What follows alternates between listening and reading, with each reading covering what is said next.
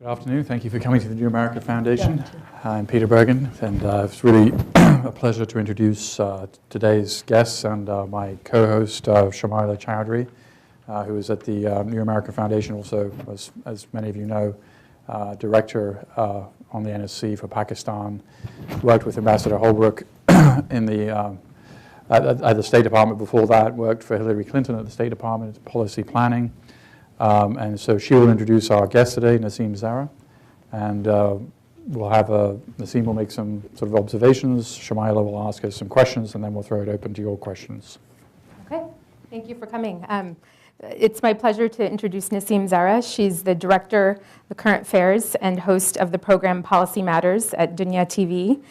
She is a well-known expert on national security and development strategy in Pakistan, and was also an associate fellow at the Asia Society, and also a fellow at the Harvard University Asia Center, and has lived in DC previously as well when she was an adjunct professor at SAIS. So we're in good hands. You can ask her plenty of difficult questions about Pakistan. What I thought I would do is start out by just introducing a few issues and offering some food for thought for Nasim, and then she'll talk for about 15 minutes. We can open it up for questions after that. I think the most obvious place to start when having a conversation about Pakistan and Washington is the U.S.-Pakistan relationship. Many have called this year, or last year, the worst year for U.S.-Pakistan relations. And we've seen a series of unfortunate events lead us to today. I saw in the news recently that a joint session of Parliament will review the U.S.-Pakistan relationship on March 17th. And much of this debate has focused on NATO supply lines, the apology that the Pakistani government expects from Washington for the Salalah attack in November, and drone strikes. And then there are also the other improvements that are being pushed for in the relationship on democracy, public diplomacy, and other security cooperation. What's not clear, though, is how this review will change the relationship. Will it change it drastically, or will it simply be a return to status quo after yet another series of unfortunate events? And it begs the question, what can we feasibly expect from this review? Also, is a better defined, less ambiguous, but limited relationship even possible between these two countries? And if so, under what conditions would that be? But many of us are struggling with an even simpler question of whether this relationship actually has any long-term strategic interests, beside the most obvious ones, which are, we all know them, nuclear proliferation and terrorism. So if a long-term relationship is possible, what would it be based on? And I think the answer for the short term is relationship is possible and necessary, and most of it is actually based on Afghanistan. That seems to be the main tie that binds the U.S. to Pakistan right now. And in that context, we've all read the news today, over the weekend, past week. We've seen a dramatic shift in the security situation on the ground in Afghanistan since the most recent trigger event, which is the Quran burning incident. Yesterday's New York Times said that U.S.-Pakistan talks are faltering, and the consequences for Afghanistan are obviously dire. These talks are intended to lay out an American commitment to Afghanistan in terms of aid and security cooperation for the next 10 years. And many are saying that if these talks falter, then Afghanistan will just end up in civil war, similar to the 90s. But I think what's being not focused on enough, another elephant in the room, if you will, is the question of Pakistan. Pakistan's clearly not isolated from these developments. So the question that I would ask Nasim to consider is, how does the absence of a strategic partnership agreement between the U.S. and Afghanistan harm Pakistan's interests in Afghanistan? What are the security implications for Pakistan there? And when it comes to the Afghanistan-Pakistan relationship specifically, we have seen an increase in diplomatic outreach to Afghanistan in recent months. The Pakistani government has said we will cooperate in any Afghan-led process. But at the same time, we're getting mixed messages from the government. The foreign minister in Pakistan has said it would be preposterous for Afghanistan to expect Islamabad to deliver the Taliban leadership to the negotiating table. So this begs the question of, what can we actually expect Pakistan to do on reconciliation? So can we get a better sense of the government's limitations or possible red line issues when it comes to Afghanistan? So clearly Afghanistan will be a major factor affecting Pakistan's stability in the long run. But I'll conclude with a broader question on Pakistan's internal stability, which we tend to talk about a lot, but we don't go into much detail. The country faces huge domestic challenges that are generating an entirely new set of risk factors for us to consider. So, the opposition seems to be coming from all fronts in Pakistan: the military, judiciary, political parties, and even in the United States in some cases is pulled into this domestic political realm. But on the other hand, we saw last week that the Pakistan People's Party just won a huge victory in the Senate elections. And a lot of the speculation is that this guarantees that the PPP and Zardari will be a strong political force to be reckoned with, not just in the next election, but until 2015.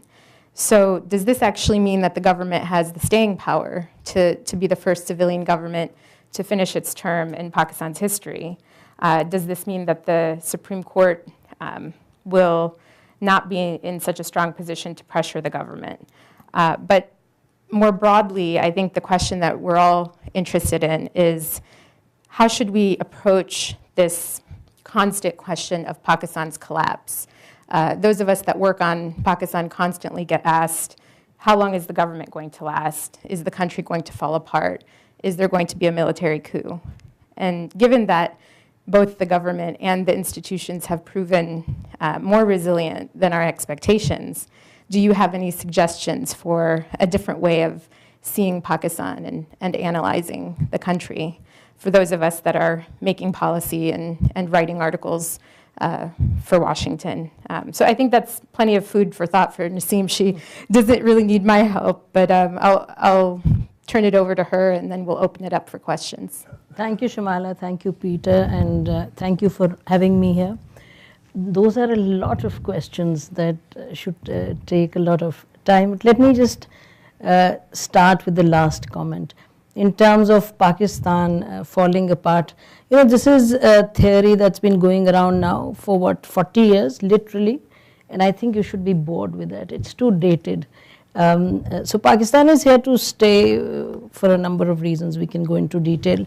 In terms of where we are today in Pakistan and the chaos, what Shamila described, threats to the government from different quarters, I would put it differently. I think Pakistan is really on it's work in progress, and Pakistan is on an irreversible path of constitutional democracy. And there is no question that Pakistan is going to move further on that path.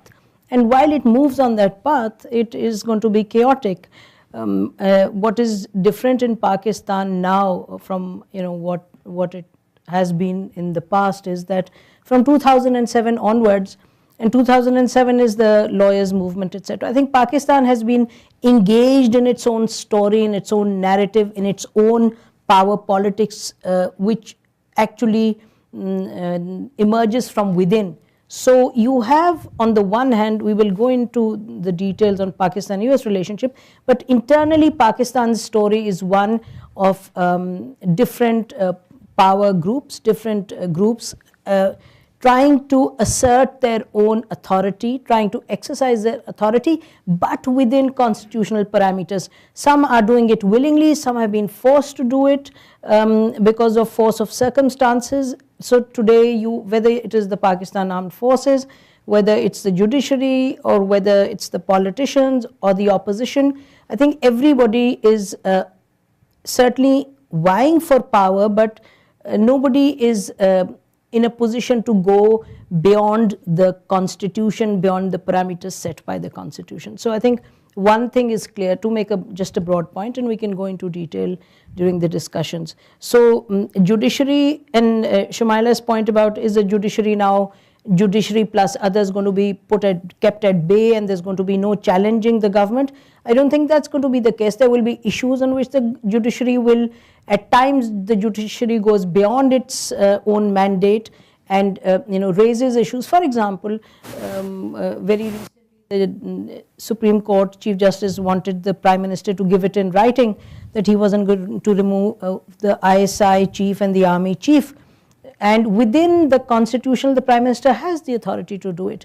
So while on the one hand, I mean, obviously the Prime Minister must be responsible as he exercises such authority, nothing gives the Chief Justice of Pakistan the authority to ask for that kind of written statement. So what I'm saying, there are certain areas where the judiciary goes beyond the call of its constitutional duty. On the other hand, in the cases of corruption, etc., when the judiciary raises questions, I think that people welcome that.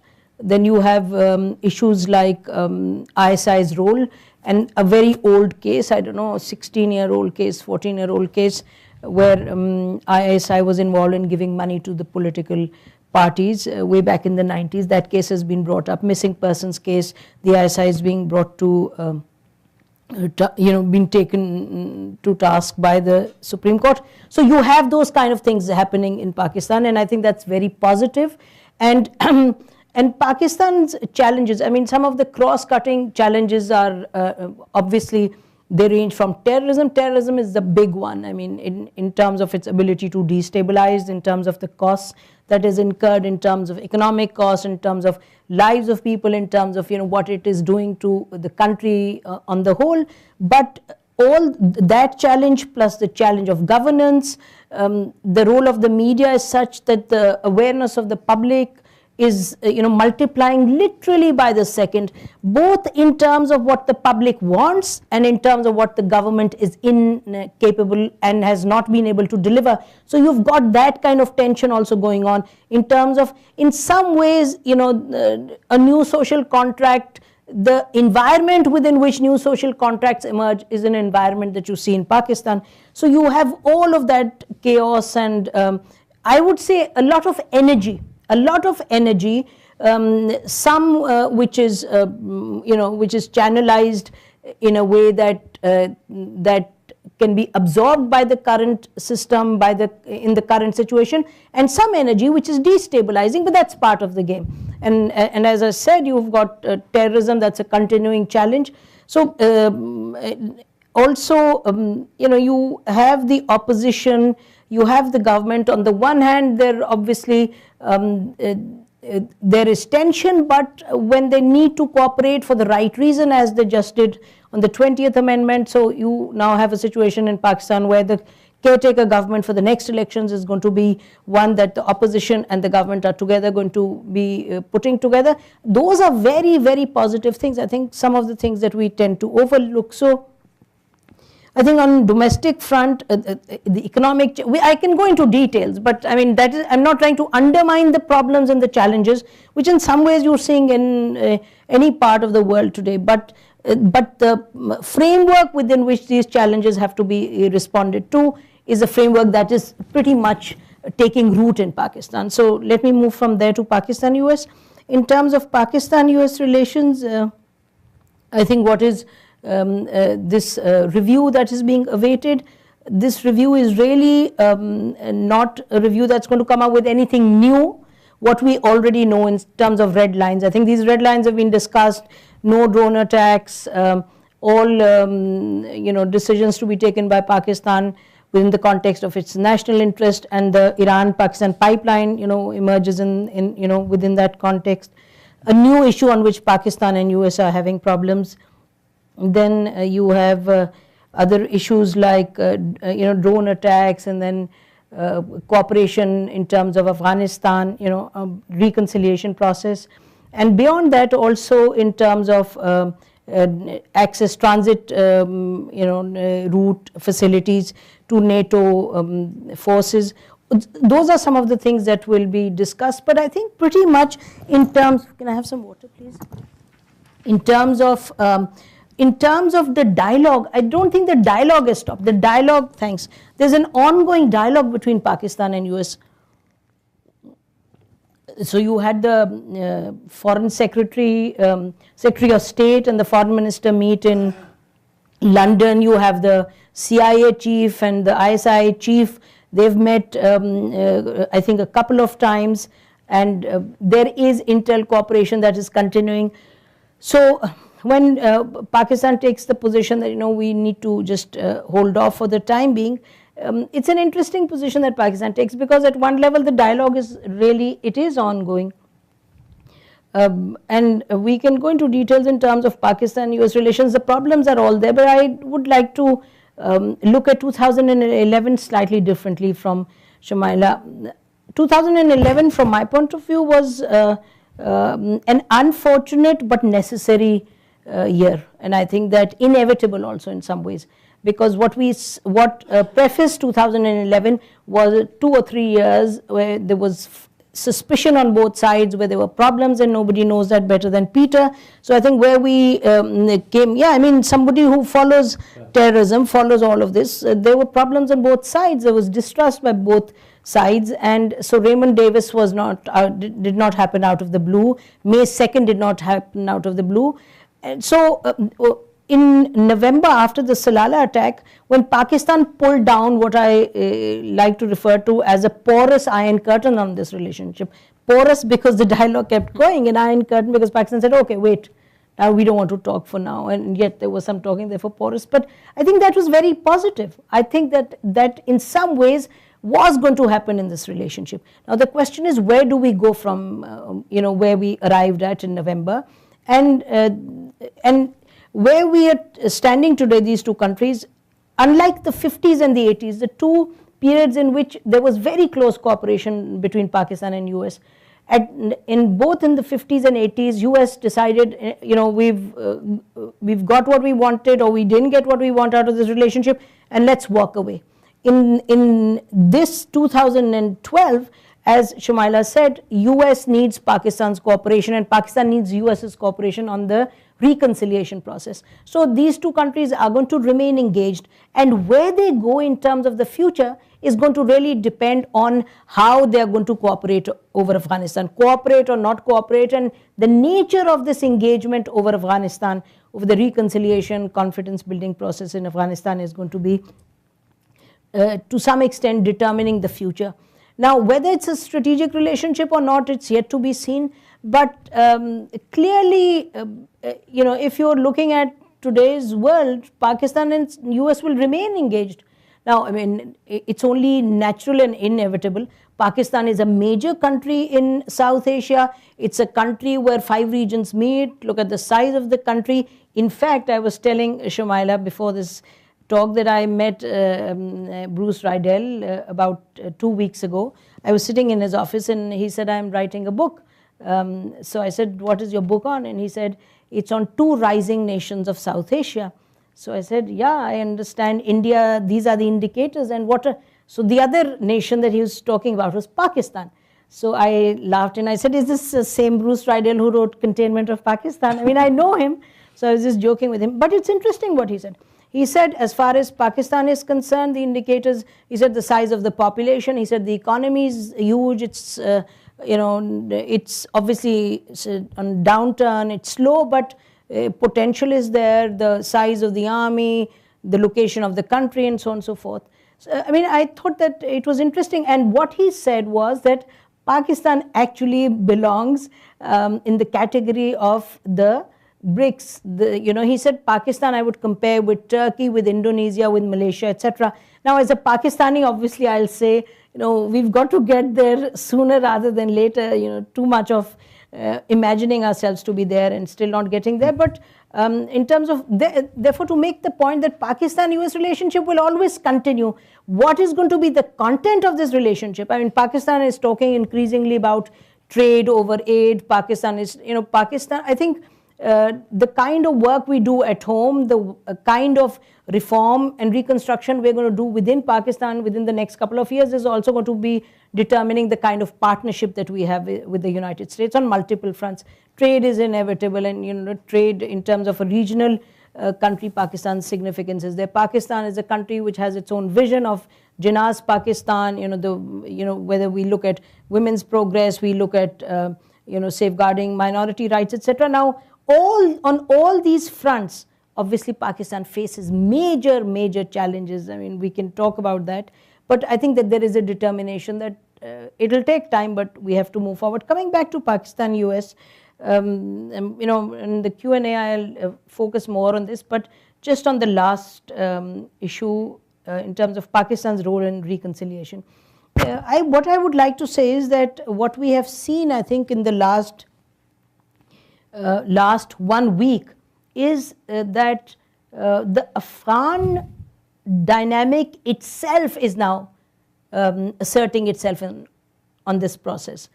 US is secondary. I mean, the way I look at the Afghan situation is that you have multiple concentric circles in terms of Afghanistan. The innermost and the primary, of course, is Afghanistan itself. And then the two key countries in the innermost kind of core of this circle is Pakistan and the United States. And United States, because obviously it sits in Afghanistan right now, and Pakistan for obvious reasons. But even so, let's see what the Taliban are doing. Let us see what President Karzai has done. What President Karzai has done in the last 48 hours, 72 hours is he's basically said, the strategic partnership document I'm not going to sign. He said, I want to take control of the facilities where Taliban prisoners are being kept. Why is he saying this? He is saying this because he wants leverage now in the negotiations. So there's, as I said, there is the internal Afghan dynamic that is at play, and the Taliban are engaged with the United States. There is a real engagement going on, but anybody to conclude that you're actually entered the reconciliation phase and some formula is going to be up for discussion is a little too premature. Right now there's just confidence building that is taking place on all sides, and as far as Pakistan is concerned, I would say that there has been in the last 1 month a real change in Pakistan and in Kabul, Afghanistan dynamic, Kabul and Islamabad / Rawalpindi dynamic. So you really have the two countries there engaged for the first time. And I was in Pakistan, I just landed here last evening, and I was talking to some Afghan friends, very close to President Karzai, and they were saying that after the trilateral dialogue especially, the kind of progress that is being made. I mean, one example is what the Prime Minister finally said, that the Taliban should be willing to talk to, get into the reconciliation process. They should be talking to Kabul. I know that this is something that Ambassador Mark Grossman and President Karzai had been asking Islamabad to do for the last 8 to 10 months. So finally, obviously, Pakistan is feeling comfortable enough and that it can actually make that kind of public statement. And similarly with the Americans, Pakistan has actually helped on the Taliban front. Some of the Taliban traveled from Quetta for this Qatar process. And as far as the Americans are concerned, I think Americans were focusing much more on the Qatar process. Kabul is much more keen on this, on involving the Saudis, and the Americans, I guess, engaging the Saudis. So all of that is pretty much in a melting pot of sorts. Everybody is trying to build confidence with each other. And as far as the Afghans are concerned, they are posturing and positioning themselves, whether it's the Taliban and whether it is Kabul, etc. And Pakistan perhaps is, as I said, is cooperating on all fronts, but it's not going to close any options right now, because who knows where this process is going, and every country has kept all its options open, including the United States, and so is Pakistan. As far as, so I would say that what the foreign minister said, very interesting, undiplomatic words, where she said, preposterous expectation. I think Pakistan's kind of gone beyond that, and there is an engagement on that front with President Karzai and his team. So that's where I'll end and just wait for any Q&A. Great. Well, it's refreshing to hear some optimism about Pakistan, and which I share, but you don't often hear it in Washington. You mentioned Turkey and Indonesia. as being potential models. And of course, they're one of the most important features of both those countries is they were essentially countries with military dictatorships that became democracies. Okay, well, I mean, there was an interesting comparison. Can you sort of, do you think that the veto that the military enjoys over Pakistan's national security policy will ever change? In the sense, will the civilian government be ever able to really, on the decisions that really matter to Pakistan on national security, have a role? I think that the force of circumstances have taken the Pakistan military even in a direction where it has to begin to look at things differently. Let me give you an example of where the civilians have led a process and the army's been, and the army has come along with that, which is the MFN. I mean, yeah. MFN was something which was unheard of 2 years ago, and not only 2 years ago, the Defense, what is this? Defense Pakistan Council, DPC, yeah. It was, group of literally thousands and thousands of people coming out every 2 weeks in different cities, major rallies, and they were against the MFN, and this government has taken a decision. So yes, I think that a combination of continued civilian rule, and just on that, Peter, I wanted to remind you that this will be the second democratically elected government, generally democratically elected government, which will complete its term. The first one was Zulfikar Ali Bhutto's in 72 to 77, because he held even the second elections. And then during General Musharraf's rule, I don't consider that a democratically elected government. So why not? Because yeah, you need to know the ABC in Pakistani politics. But you see how soon you get into a response mode. So, but anyway, what were we talking about? The MFN, the MFN, yeah. So there was a process, and in fact, this whole notion of strategic depth, and then using Taliban as kind of mainstay for promoting Pakistan's interest.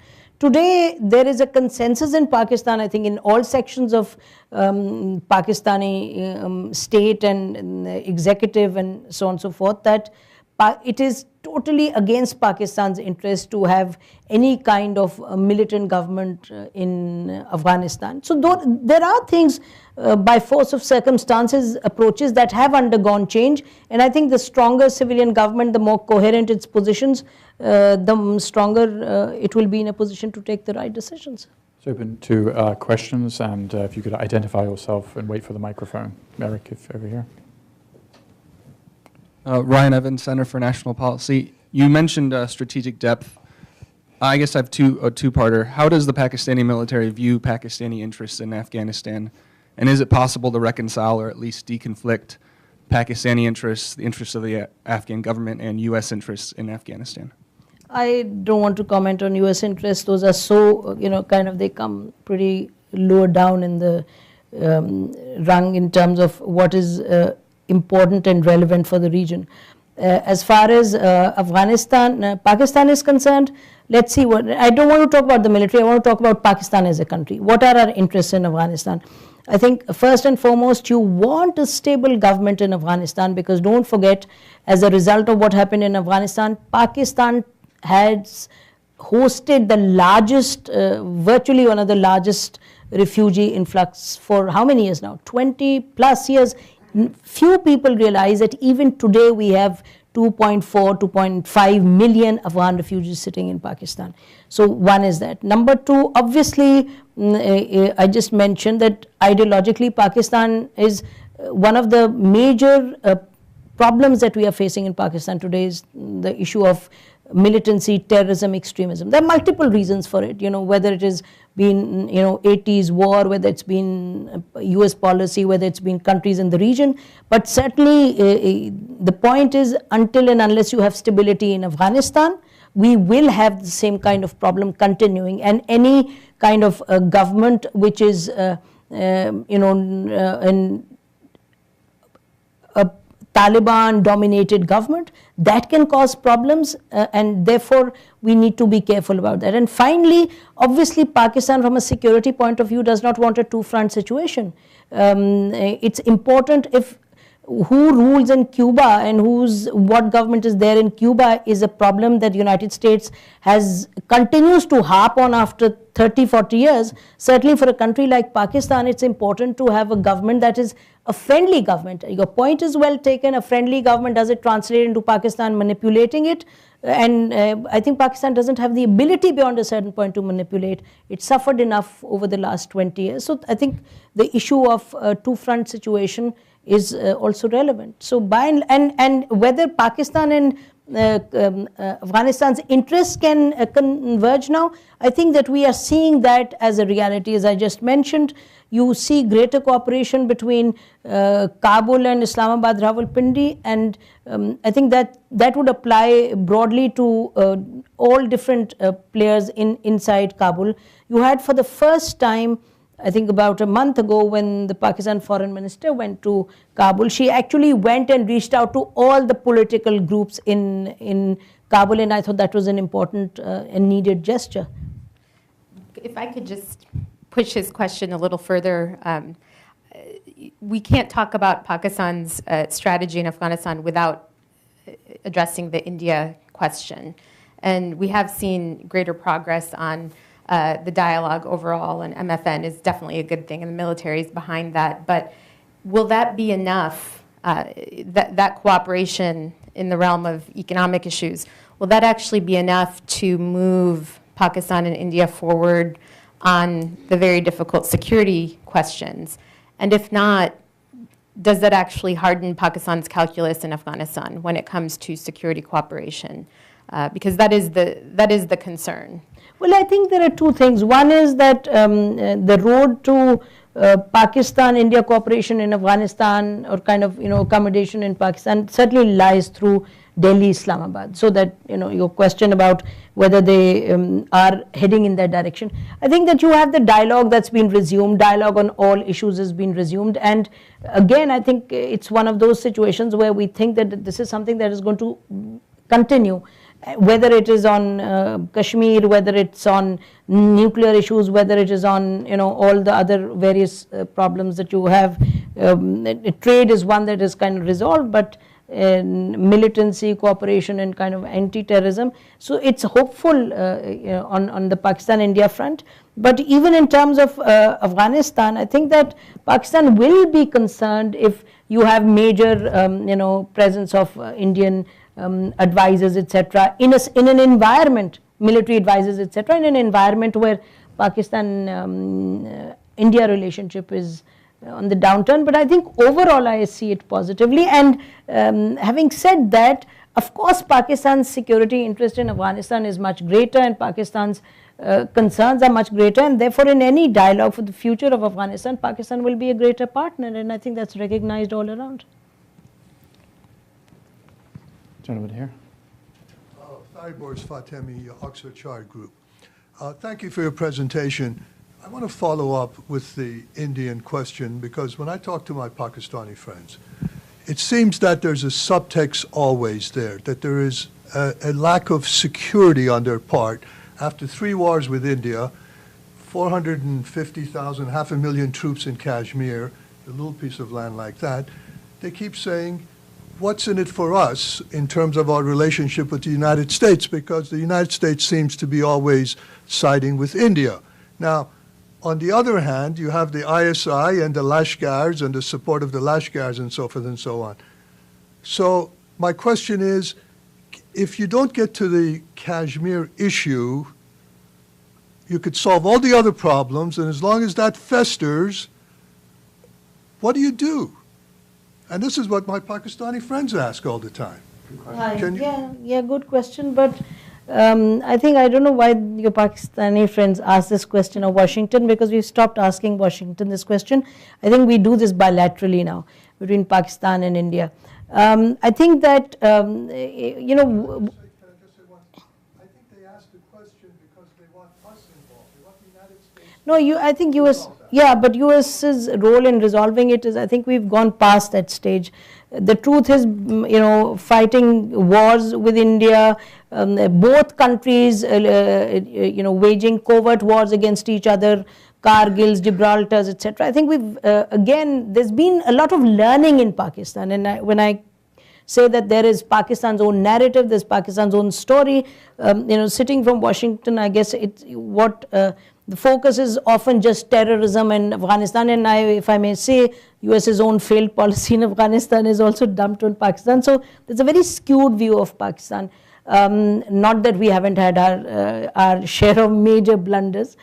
Some we may even continue to indulge in. But on Kashmir, and I want to say that Pakistan's policy, I think in somewhere in the 90s, before the 90s, Pakistan's policy was Kashmir first. Then Pakistan's policy turned into Kashmir plus. And now Pakistan's policy is bilateral dialogue plus Kashmir. So I think that while Kashmir is not by no stretch of imagination not relevant, it's there, it's important, but I think there is a buy into the kind of broader vision that you improve the relationship, at least try to improve the relationship, and then the thrust on Kashmir you can go forward with, and you will probably achieve more. And also, let's not forget, some things have happened in Kashmir, opening of the LOC, trade. I mean, it's very, very slow moving, but that is open. The exchange of kind of people moving across, the intra-Kashmiri engagement has increased. So it's a little more upbeat than. You mentioned that there have been 3 wars. In fact, there have been 3.5 wars, and Nasim is writing a book about Kargil. We can't forget about that half war. In the back. Zahid from the Embassy of Pakistan. I'm a research analyst there. Both of you, Nasim and Shumaila, alluded to Pakistan's future relationship with US, at least the immediate future relationship, to be dependent on what happens in Afghanistan. While limited to Afghanistan, the relationship between 2 countries should be, independent of anything happening in Afghanistan. Of course, it will affect it, but it should go much beyond that. So, would you like to talk on that? No, I didn't say it's going to be dependent on Afghanistan at all. I said that's going to be an important factor in terms of determining the texture of the future relationship, and the future relationship is going to be much broader, as I said earlier on. It'll be. But the question gets to what Shumaila was talking about, which is the relationship between Pakistan and the United States going to be basically very tactical and about issues like Afghanistan and nothing more, and in a way quite defined? Or is it going to be something, could it be something larger in the future, more like the strategic partnership that was been discussed in 2009? And is it better perhaps for it to be this more tactical thing that everybody agrees on and everybody understands the rules of the road? Or is it more desirable to have this, deeper friendship? Or is that just a pipe dream we should forget about? Yeah, but I mean, the content of a deeper friendship, I mean, a trade relationship. Yeah. There's a trade relationship that is, that is an ongoing between the 2 countries, and that would perhaps increase over time, not decrease. There is, there is a cooperation at the diplomatic level. In terms of content, there is a development relationship in the development front. How it moves forward will depend. I think there's going to be a review of the way we are engaging in even in the development field. So I see this relationship continuing. I mean, in terms of whether it is going to be that close a military cooperation that you've had in the 50s and the 80s, I personally think it's clearly a no. There's going to be review. That's the area where there's going to be genuine review. But if we see this relationship only primarily as a military relationship, then I think that you will see major Will the review say no drone strikes at all, or will it say only drone strikes that we kind of operate jointly, or what do you think? I think that the negotiations that have, took place between General Pasha and Petraeus, I think they were the ones, they've focused to some extent on the question of, how do you deal with the issue of drones? And I don't know, I think it depends on how they'll work out, because it seems to me that far reduced number of drone strikes is something that, that may be something that is conceivable, but under what circumstances? I mean, who has control? Is Pakistan told beforehand, and so on and so forth? I think those will be the questions. This is interesting because I did say that the U.S. has limited interests in Pakistan and they're linked to Afghanistan. I mean, that was my statement. But this is the fundamental issue, is that the relationship, the recent relationship since 2008 has been crafted on very limited security objectives. And those objectives themselves have been a constant source of tension for the relationship. And as Nasim said, that is what will come out of the review. But it's to no one's surprise, these same concerns came out of the Pakistani government after the Raymond Davis situation, after the bin Laden raid, after the Salalah attack. They're the same security concerns. And so this is, there's a fundamental policy dissonance between the two countries. And so it's clearly linked to Afghanistan. It's clearly linked to the fact that there are safe havens in Pakistan where Al-Qaeda and Taliban are able to operate and finance activities against the U.S. That's why there are continued drone attacks. That's why there's continued military cooperation.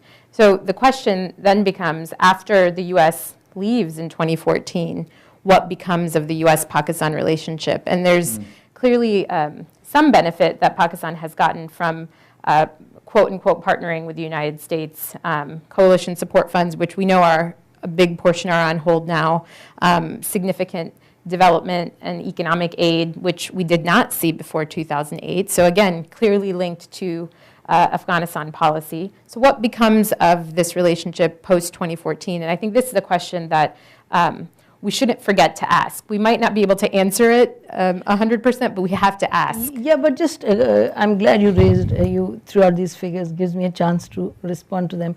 In terms of, just to stay with facts, in terms of Kerry Loga 2 billion or 3 billion plus, and I have it from your own, from American sources, that I think about $400 million or something have been released. So you haven't had the kind of funds that, the figure that is quoted often.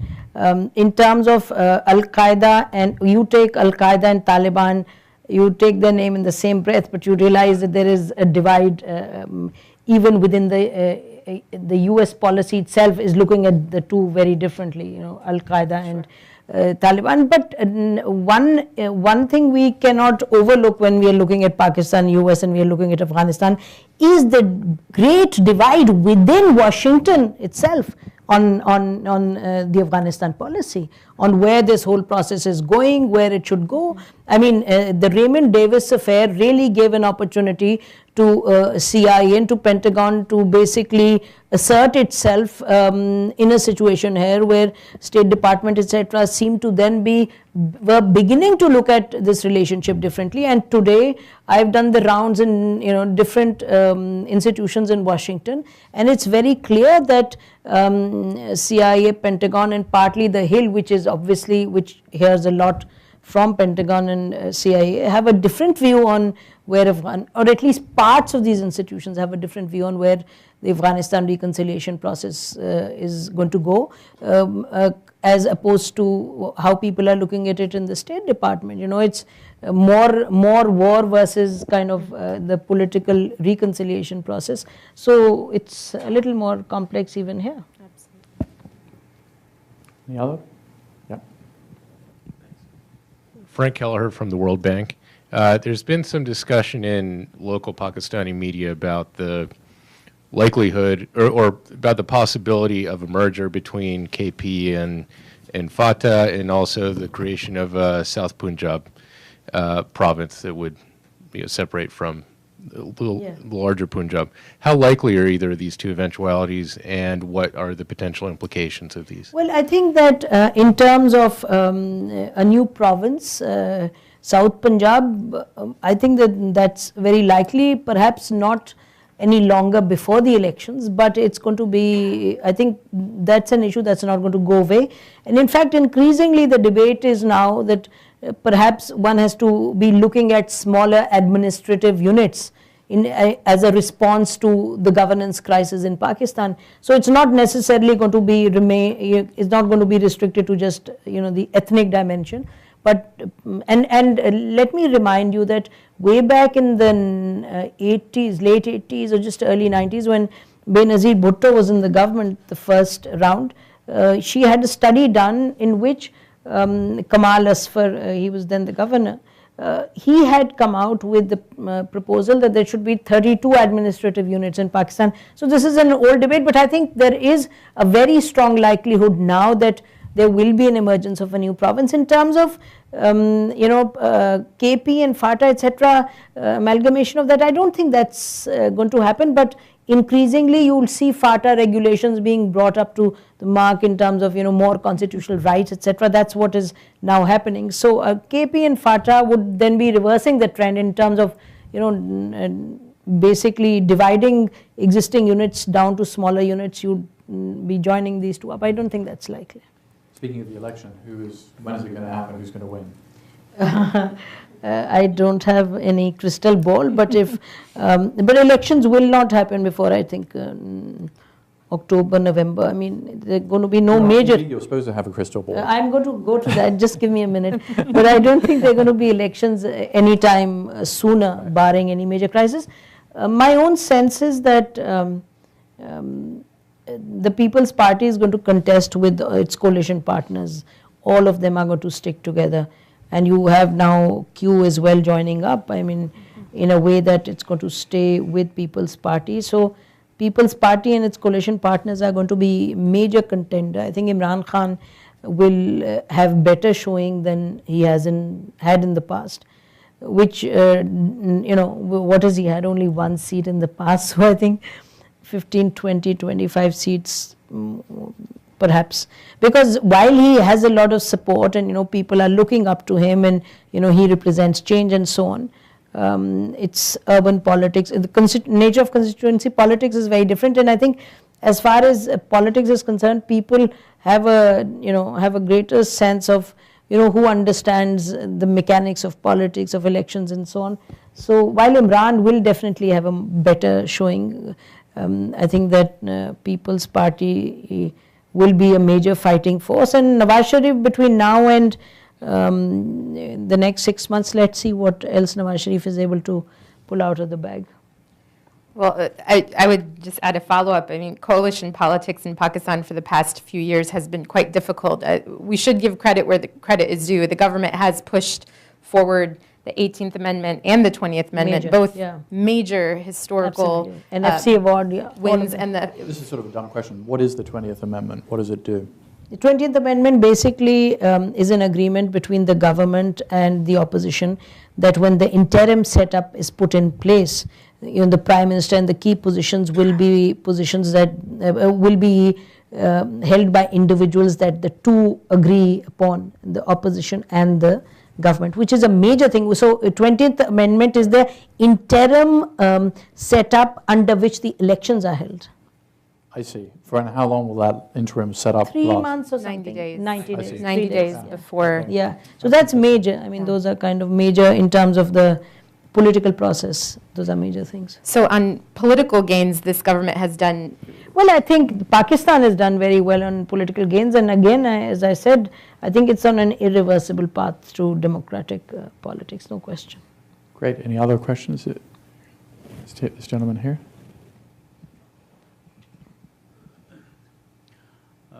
I'm an Afghan journalist.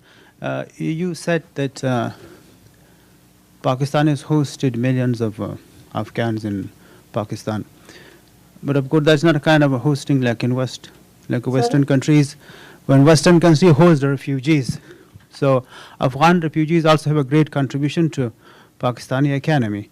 And also, my question is, you didn't come to the Afghan issue directly. Usually when I read and watch in Pakistani media and Western media, Pakistan is taking this credit that what all is happening in Afghanistan, it's because, the West blames for you, but the Pakistan take this credit.